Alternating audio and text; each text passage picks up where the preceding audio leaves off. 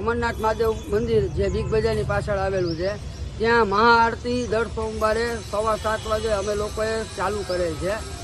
એ મહાઆરતીના અનુસંધાને 20/4/2025ના રોજ આ મંદિરના ટ્રસ્ટના કહેવાતા પ્રમુખ શ્રી પીટી જાડેજા બાપુ દ્વારા મને સાંજે 6:30 વાગે અને રાત્રે 10 વાગે કે મહાઆરતી તમે લોકો બંધ કરી દેજો, નકર પછી જોવા જેવી થશે અને હું હવે તલવાર લઈને મંદિરે આવીશ અને તમે લોકો મહાઆરતી કેમ કરી શકો છો એ હું જોઈશ।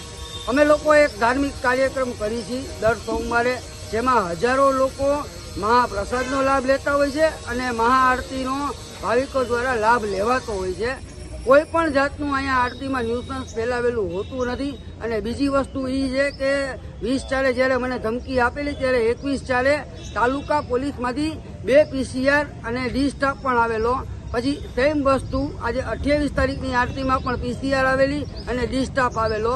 તે લોકોએ જોયેલું હતું કે ન્યુસન્સ અહીંયા ફેલાવાતું નથી, કોઈ પણ જાતની રોમિયોગીરી ચાલતી નથી। અહીંયા ભાવિકો દ્વારા જ ખાલી મહાઆરતીનું આયોજન કરવામાં આવેલું હોય છે, પણ એમની સરમુખત્યારશાહી અને ઇજારાશાહીને લીધે આ વિસ્તારના લોકોને એટલો બધો ફફડાટ અને એટલો બધો ભય પ્રસાવી દીધો છે કે મંદિરમાં આજે સજ્જન લોકો પગ મૂકતા બીવે છે।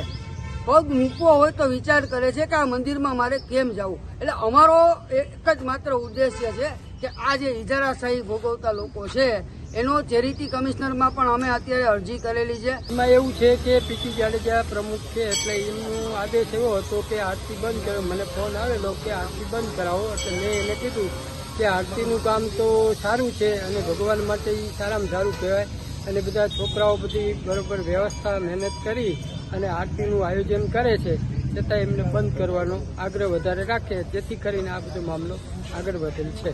શું કહેશો, કઈ રીતની આખી માંગણી રહેશે તમારી? અમારી માગણી એવી છે કે આરતી કરવા દે અને શાંતિથી રહે એ માટે।